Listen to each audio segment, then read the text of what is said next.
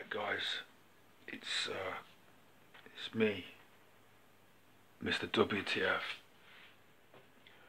I've been out of the picture for a long time for reasons that are gonna become really evident. I've got a really big story to tell you, and I'm actually going to be talking about it on Ollie's channel because I think people should I want more people to hear the story than I can reach on this channel, so that's coming soon.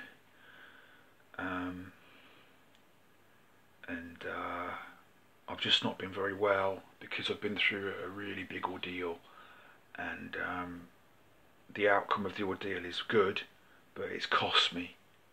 I've been in a long, protracted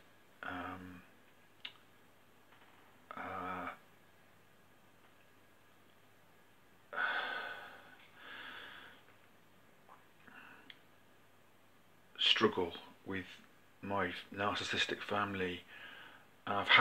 You're not meant to fight the narcissist, you're not meant to engage with the narcissist, but this was something that had to be done because I wasn't going to survive otherwise. So for my survival, I had to fight, and I had a very, very good mentor through the fight, who is also had to deal with a lot of narcissistic people in his life, and he literally taught me what to do and what not to do.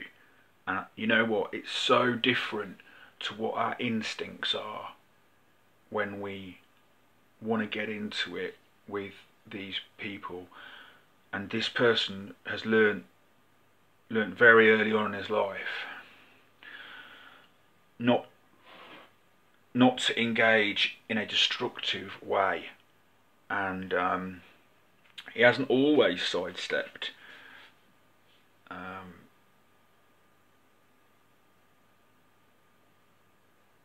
narcissistic situations. There's one in particular that got the better of him. So they get it's just one of those situations where, because it wasn't happening to him, even though he's much better equipped than I to deal with difficult situations, he was able to advise someone. When it's not you can advise, and I'm going to be passing on to the community what happened and what I learned in a long and detailed piece of work on Ollie's channel, and I'm really hoping other people benefit from it.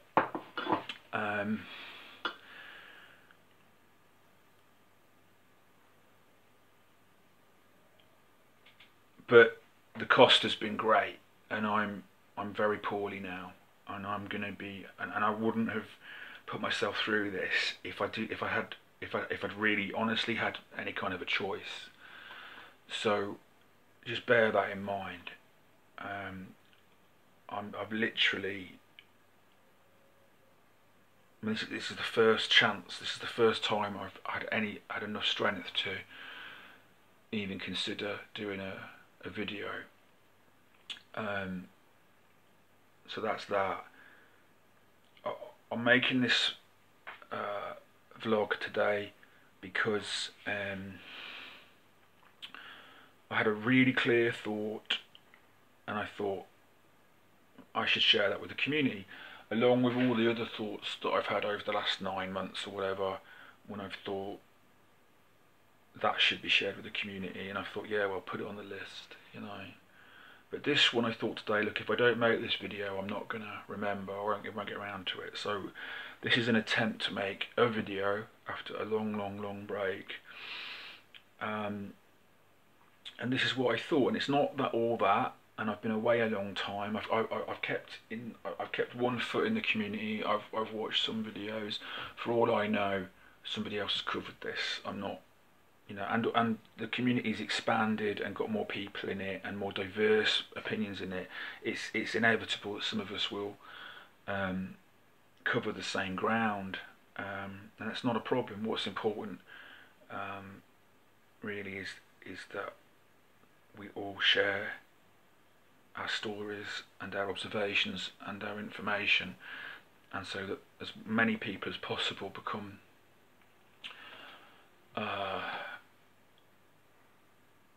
wise to this incredibly destructive and covert phenomena, this covert abuse of people.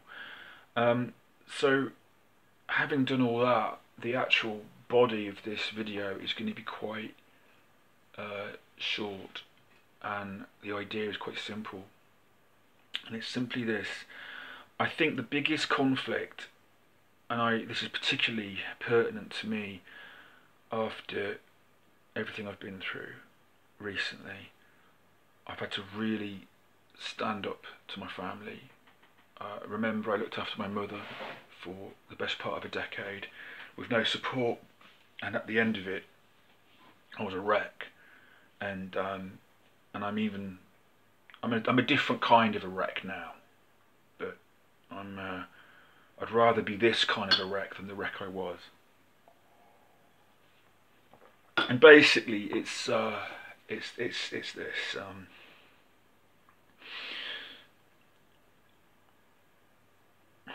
I'm gonna say some crude. I'm gonna put this crudely, and if it offends people, that's just unfortunate. But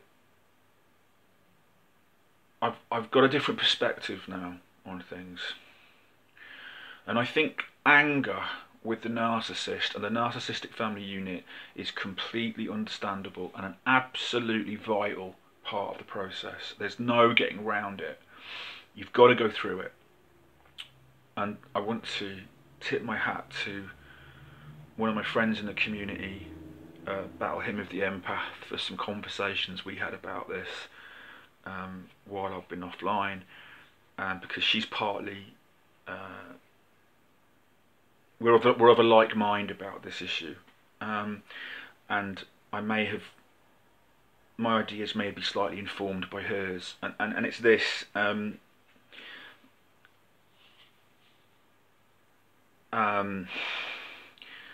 comes a time when you've got to stop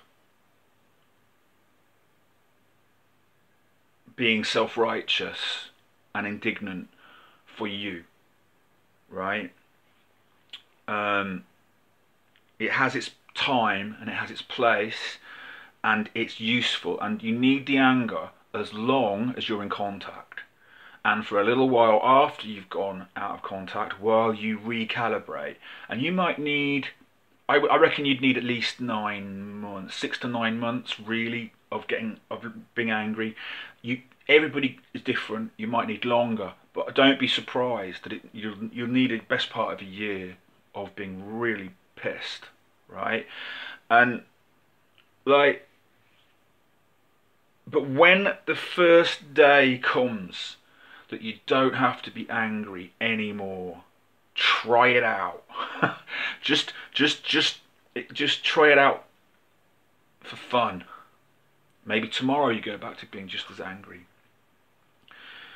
and then maybe a week later or a fortnight later you get another day when you think, you know what, I'm a bit less angry again today. Don't make yourself be angry again. Have a day off, you know, because your destination, and this is, again, I'm tipping my hat to Battle Him, your destination isn't to be permanently angry and bitter and vengeful and horrible, okay? No matter how much they deserve it.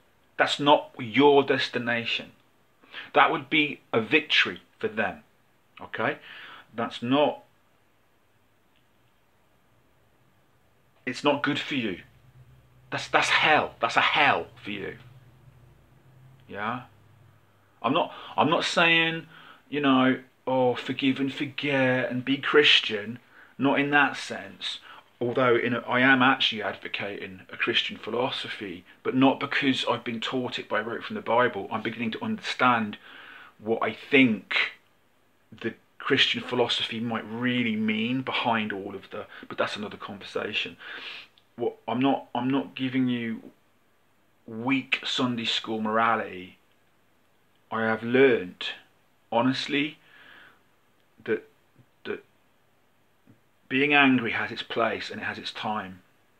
But when it's time to stop being angry, embrace it. Because you're supposed to have a life. You'll never get the time back, but you're supposed to get a life at the end of this that you would have had if you hadn't been abused. That's your goal. And that person shouldn't be a pathologically angry person, which is what, quite frankly, we are. I have been that. Other people in the community have been that. Pathologically angry, vengefully angry, incredibly sensitive. This is me. I'm talking about me, right? Capable of uncontrolled outbursts of rage, right? And of course, what? Of course I'm like that. Of course you're like that. Your whole life has been dominated by somebody else's frailty. And then by the collusion of your family or a narcissistic array of friends or a community or a religious community or a cult, you've been stitched up and sent down the river and you've done nothing except want to be loved and to develop and be the best, to be anything at all, not even the best you can be. And you've been colluded against.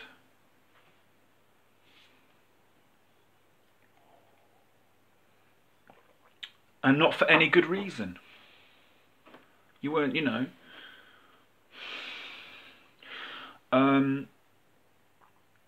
because, not because of anything you've done or anything you are, but because the narcissist needed you to be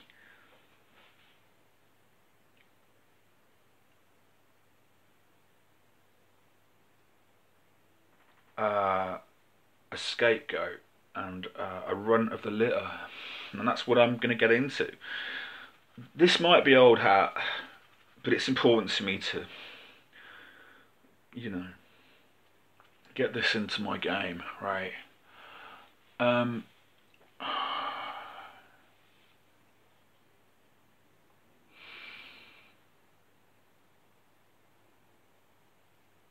when the anger starts to dissipate and you start to get some kind of perspective, some old feelings you won't have felt for a while start to kind of come back into play. And in my experience, you feel a bit. It is possible, even at let's say the whole process of recovery is like a clock, okay?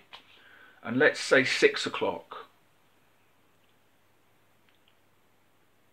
is finding out about narcissism. So sorry, the clock is actually your life as being a narcissistic victim. So the first half of the clock is the abuse. So at 6 o'clock you find out about narcissism, right? And kind of like from sort of 7 till 9 is your fury, the rage, the anger, the hurt, right? And then, like, and this isn't going to be a perfect analogy, but 9 till 12 is how you set up for the rest of your life, which hopefully will be a whole nother clock, okay? So let's say, what I'm trying to say is, between 9 and 10 o'clock, all right, you start to get your perspective. And I think Tommy, narcissist survivor, he'd have to tell you himself, but I suspect his story, which really helped me, his story about how he had this like massive desire to go back and forgive his narcissistic abuser. I wonder if that happened for him between 9 and 10 o'clock in his development, or if it was earlier, I don't know.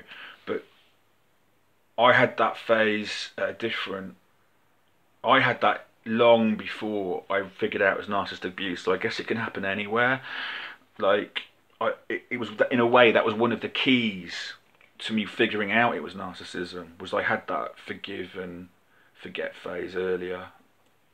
I'd have to ask Tommy. I don't know him well enough, but maybe one day I will. But basically, the point I'm trying to make is, sort of, you find out about narcissism, you're in shock, you don't believe it for a long time, and then you start working it through. So 7 till 9, you do the rage. You start coming out of the rage about 9 o'clock. Between 9 o'clock and 10 o'clock, right, you start to get some balance, right? Come up to 10 o'clock, you're starting to feel like, and it's very dangerous, this patch, you start, not that you can forgive them and forget or anything like that, you just start to feel like almost a kind of guilt, like they've lost their child, you know, if it's a parent to child thing, or they've lost their, you know, siblings have lost their brother or sister, all sorts of things. And you know what you kind of get? You kind of get that they don't really know. They don't really know what they've done. They don't really understand. They don't comprehend. And this lack of comprehension, it can eat you up. Their lack of comprehension. Like, how angry can you be with a child who you shouted at because they were playing with matches when they didn't understand, and you see that they're upset for days afterwards because you slapped them or shouted at them vehemently because they were playing with matches, you know? How angry can you be? If you're not careful, you can do that with your narcissistic abuser. Believe it or not. It starts to kick in, okay? And you can't act on it. You can't afford to act on it, because if you give them an in, they will literally inject you with their poison, and you will feel all those feelings that you've just spent 6 o'clock till 10 o'clock getting rid of. So you can't go back. But you do start to have some interesting thoughts. And what I'm sharing, the thought I've had, I want to share with you, and it's really not all that, but it was so clear. I felt sorry for my abuser. I knew that he doesn't comprehend what's happened. In some ways he completely understands, but not like we think. It's so difficult. It's like, it's very hard for us to make this journey, because they live in a parallel universe in a lot of ways, where the rules of like gravity and motion are different to ours, you know. It's really important to grasp that, and that's why, like, for example, our reaction to a lot of their abuses is to get angry, and it doesn't get us anywhere, and we don't understand why not. Because honestly, on their side of the glass, right, up is down and down is up. That's just all it is. So whereas in this world, if I fall out with a friend of mine who's not a narcissist and I shout at him, I hardly ever shout at people I care about, but it can happen, they are hurt, they're shocked, they, you know, they recoil, they're like, and likewise if they shouted at me, it's just not what we do. So when it happens, something's gone wrong and people pay attention. In the narcissist world, it's completely the opposite. When we shout at them, we're just giving them a cookie. I can't even begin to go down that road in this video, because it would take a whole series of videos to explore it. And I guess, you know, we're just, the thing that works here doesn't work there. In this world, someone who I care about shouting at me is one of the worst things that can happen, because I know something's gone terribly wrong and this person is furious with me and it hurts, and I'm concerned, I'm hurt, I'm indignant, all of those things at once, right? None of those emotions are happening with a narcissist.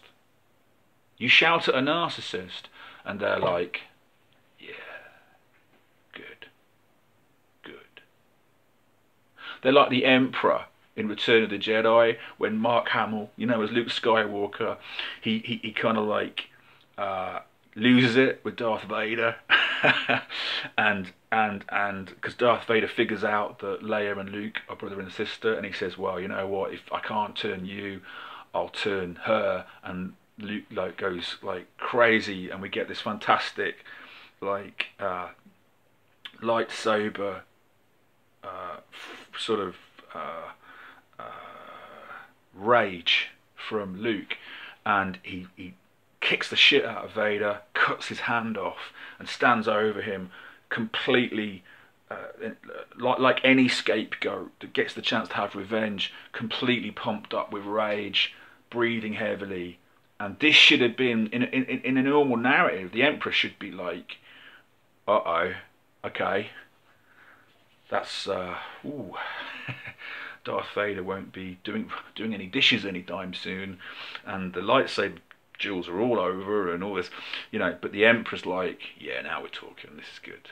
This is good. Now we're getting somewhere. Now we're getting somewhere. In Star Wars, ostensibly, yeah. If you get angry, you go to the dark side. But nevertheless, the point stands. When we show our mettle to the narcissist, when we say you've pushed me too far, their thought is not, oh, I've pushed him too far or pushed her too far. Their thought is, good, now we're getting started. Now we're getting started. This is the beginning of you being under my control. And that's why we have to get anger in its place. There is a place for it, but it can't be the destination. So the point of this video is this. Basically, but when the narcissist isn't being a narcissist, that's them at their worst in a lot of ways, right? They can be less of a narcissist at other times.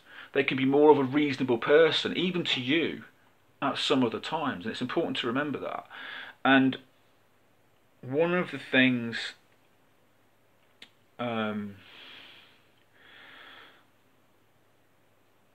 you get in these moments of reflection, when you feel kind of sorry for them, is you get a glimpse into how they work and what their story is, right? And what it is this. I think I know what their story is, and I believe thoroughly in understanding them by knowing what their story is. And now I'm going to deliver this point, and I'm going to wind it up.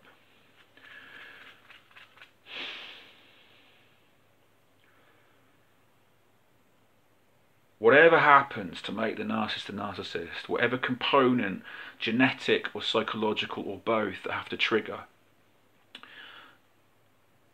their solution to their problem is to be superior, is to be the most superior person. They can cope with the world, and let's not forget, the world is mad. The world is a mad place. I don't mean your family, I don't mean your healthy unit, like your friends and your family that are good to you. I mean, like, the world is a narcissistic pen ruled by sociopaths. They float to the top, right? The world is quite crazy. Lots of injustices happen, terrible things happen, all right? Women grow up subjugated by men and sexually and psychologically abused by men just because it's a patriarchy, and men are treated, belittled by alpha male sociopaths and groomed to also be patriarchal lunatics. Some guys manage to opt out of that. Some guys don't have the sort of self-regard. There's loads of guys that escape all this too, and it isn't part of their lives. But this is, there's enough of it about, right? Crazy world, right? What was my point? Sometimes completely unbearable things happen. We all have to cope with that. The narcissist figures out that they can cope with anything as long as they're superior, as long as they're the one in the know, then they can cope with it. And so when a friend of your sister's is raped on the way back from a nightclub with a friend, your narcissistic parent's reaction, whereas you, the scapegoat or the ordinary person, the ordinary human being, goes into horror in their reaction, like, I don't know how I'm ever going to feel the same way about the world again. I don't know how I'm going to go uptown and have a good time ever again without being on my guard and thinking about all the women I care about in this group or in my friendship group and them getting home safely. I don't know how I'm going to ever go uptown again and not feel I can be there unless I've trained and got physically fit, so if I saw something like that happening, I could act. That's a male and slightly egocentric, but nevertheless empathic reaction to something like that. Real horror and a desire to police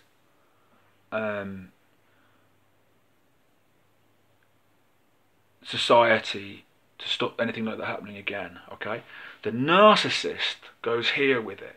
The narcissist goes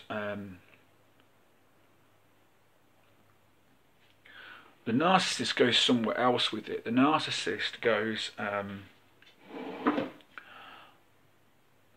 had she been drinking?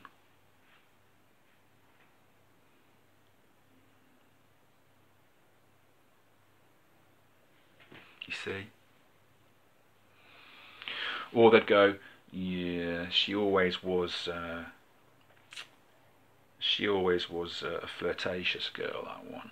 I could always see she was going to get herself into trouble one day. They do some shit like that, right? And you know what? And maybe when you look into it, you find out some other stuff. Like maybe you find out she was abused when she was younger, and she is maybe, what's the word? You know, maybe she does play the field a bit more than some other girls in her group. That does happen. That's just part of life. But no. What the narcissist does is, you see, they'll take the terrible news, the horror, and rather than work with it on its own level, what they do is they assimilate it and because they're not going to go into a place where the world is out of control or where terrible things happen, right? Where the world is a chaotic place. They're not going to do that, right? They're going to assimilate the terrible news, right, by being the one that's in control. And when you think about it, it's not that crazy. It's kind of, it kind of makes sense. Like, wouldn't you do that if you could?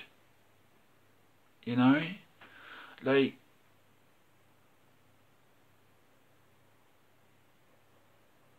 if you could make it all right, anything, but with just one stroke of your psychological pen, wouldn't you do that?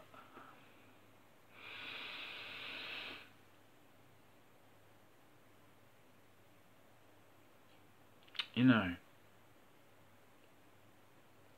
somehow that's how I think they get started.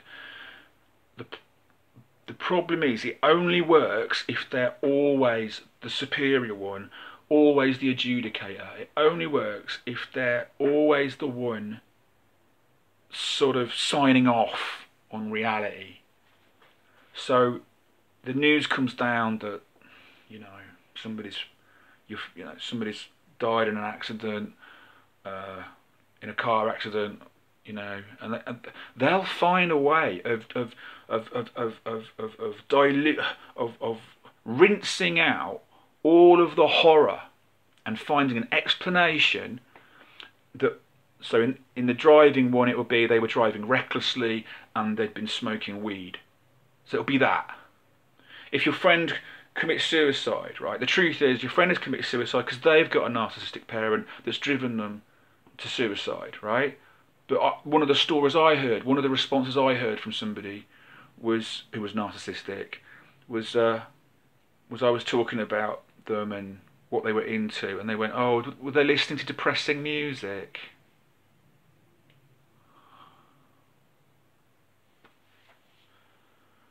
Honestly,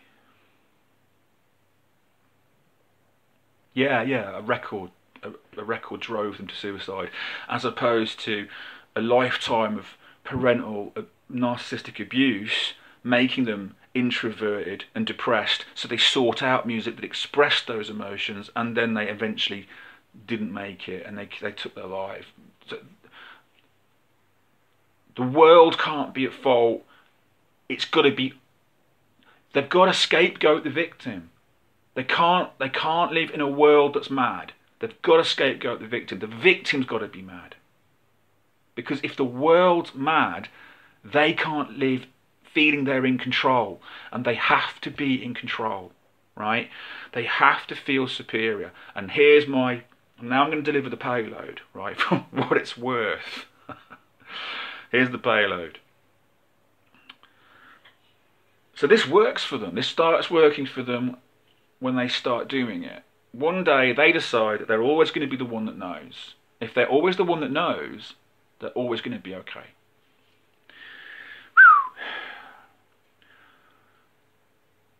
And that works for them. That works for them. The problem is if your entire worldview is based on you being king, you can't just be king and then skate along on one king moment and then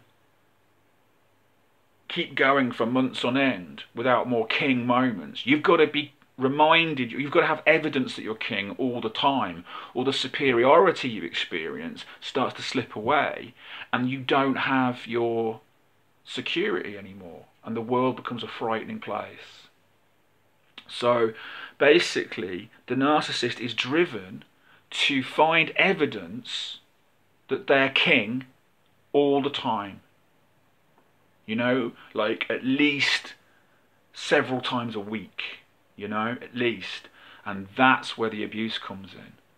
That's why they select this, that's why they designate this narcissistic hierarchy. And I don't think they do it consciously. I think it really makes sense to them. It's worse than that. It's not a construct to them. It's real. You've got to understand that. It's real. They're not playing. This is real to them.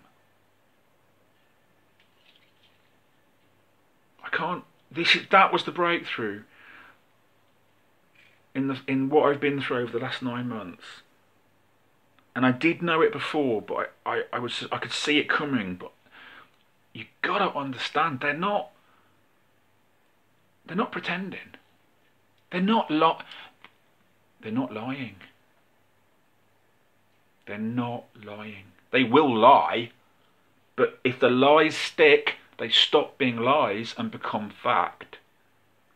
The narcissist is not lying, and to them, their frailty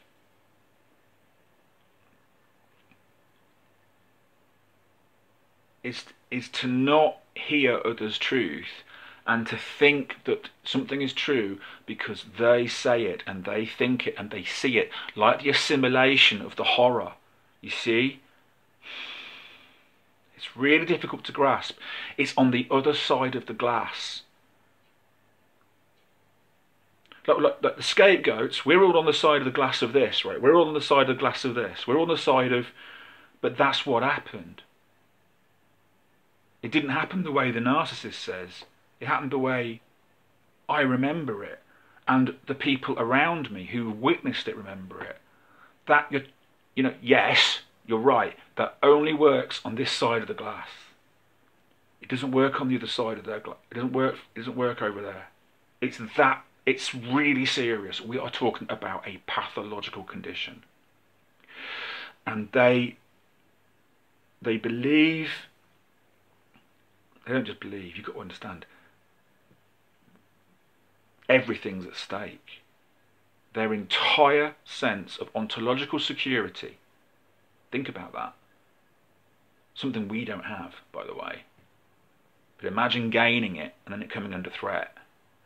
They feel about, I talked to you earlier about getting angry, getting over it, being tempted to go back and getting re-toxified by the narcissist, right? Imagine if you were getting better and I knocked on your door and said, come on, let's go and see a narcissistic abuser and get abused right now. And you're so overwhelmed by me, you go along. And as you're walking down the road with me, you start to feel sicker and sicker and sicker, and you can't bear it. And in the end you say, fuck you, WTF, fuck you, I'm going home. Fuck you, you're not doing this to me, right? Right, because you're not going to go back into that, right?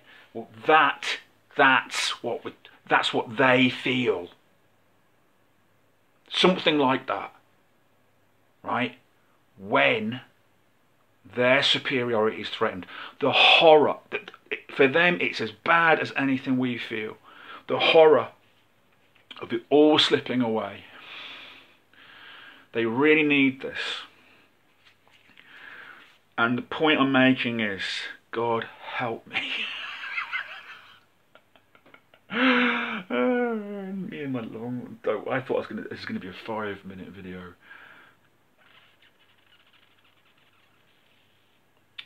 They wake up one day and they work out that they've got to be superior, right? And it's going to work for them. As long as they're the one that judges, as long as they're always the adjudicator, no matter what happens, as long as they're the one that can sign off on it, whichever way they sign off, whether they're making a benevolent decision, because sometimes they do, right? Or whether they're making a malign decision.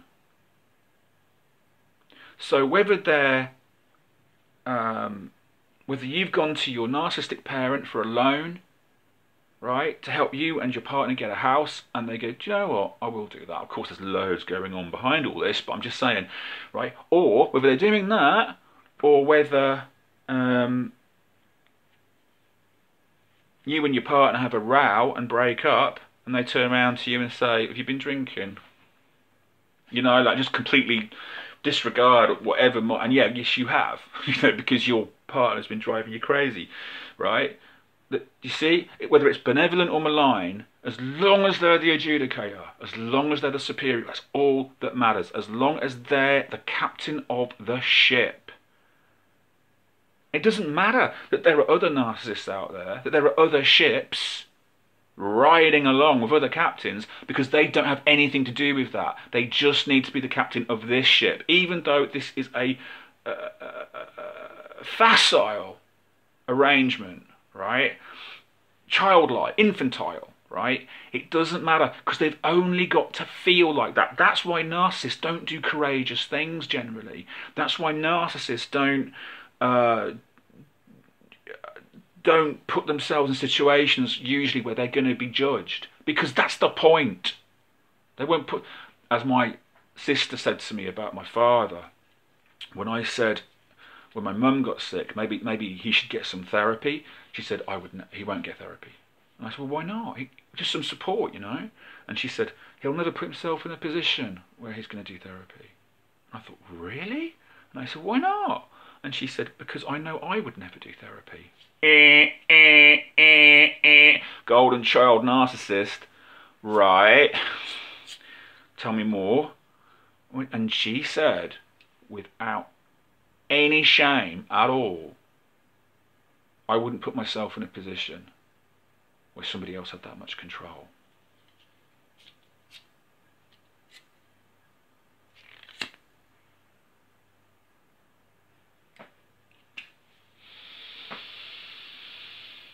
Help, help me, Rhonda. Help, help me, Rhonda.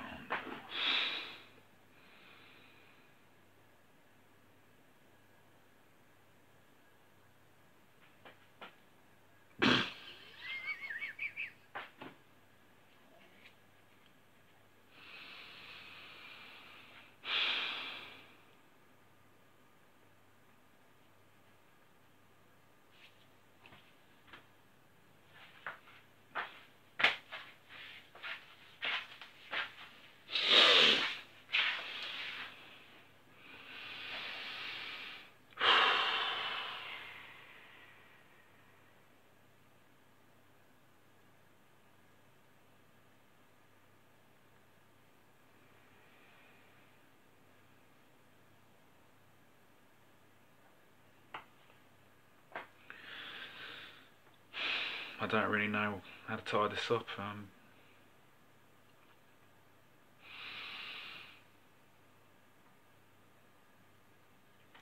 The point of the video was, if that precept is correct, and they will refuse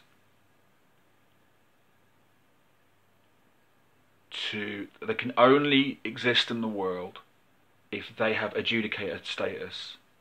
Alright?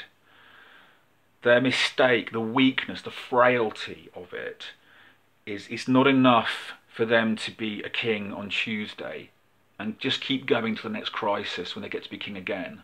Like when the next, you know, suicide or family crisis or whatever occurs, right? Because those are rare, thank God, right? They need constant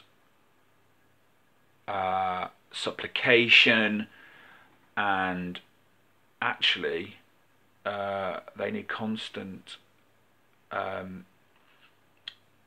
need it to be tested in a way to prove all the time, and they need drama actually for all of the accusations they make of the scapegoat being emotional and dramatic.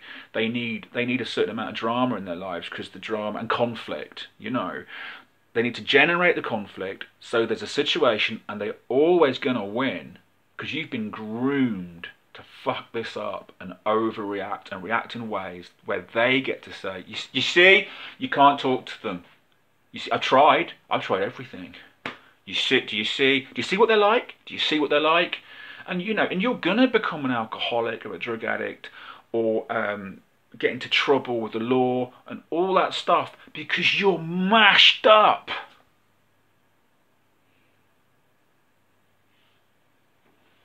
Your ability to interact normally with people is gonna be sabotaged, to say the least. And I know that. That's been my life. And I'm so fucking... At the moment, I'm barely functional at all. But I'm getting better. I'm getting there. And I'm in a better place. I'd rather be non-functional like I am now than I was at the start of this process. Because it's a different kind of sick. And it's a better kind of sick. It's not a sickness. It's a recuperative sickness. And I want to give people that message. And I think I've made my point. I want to say a special hello. I don't know Ollie doesn't really watch channels, but I want to make it explicitly clear that to Ollie that I've arranged with him that as soon as I'm strong enough, I'm going to do a number of sessions with him to relate my story in detail, and that is going to happen. But this video is my first attempt to get my game back on track, and I will make an announcement here when the videos on Ollie's channel are ready to go. And I'm really looking forward to talking to Ollie, because he's he's one of my big heroes in the community. So I'm so looking forward to that, and I'm hoping that goes well, and I want to hear what he's got to say. Not that I'm taking anything away from the other leading lights in this community, who I do mention from time to time, but you know, there's a handful of you that I really admire, and Ollie's one of them. And the service he provides of interacting with the community, and his responses and his evaluations, I personally find very enlightening and entertaining as well as informative. So that's coming down the pike, and thanks for watching, and to all of my fellow and much more consistent and talented YouTube fellow testimonials, I want to say I'm loving all the work you're doing, and keep it up. I mean, there's so much talent in this community, and some very, very, very high level work from some of the people in this community. You can always tell they've got lots of views, much more views than I get. But to my subscribers, thank you so much for watching and bearing with me, and I hope you got something out of it. And I do think of you, I do, the last 9 months I've been thinking, oh man, I hope they don't feel abandoned by me. I was shit, you know. But please understand that I had to take a break, and you're really gonna understand why when I get this story together. All right, it's time to go. Thank you so much. That was fun talking to you again. Actually, I missed it. Lots of love.